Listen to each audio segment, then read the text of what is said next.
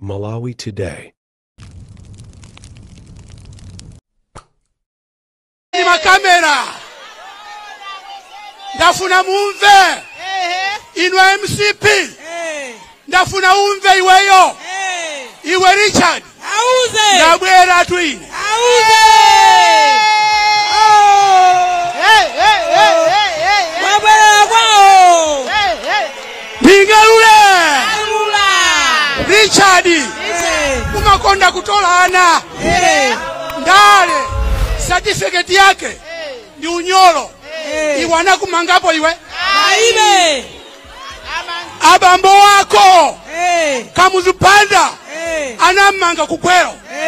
Aleke banda anamanga. Ambuya abakiri anama. Amachola anama. Iwe Richard. Ndi mbusa akoyo. Unamangidwapo inu. Aibe. Auze.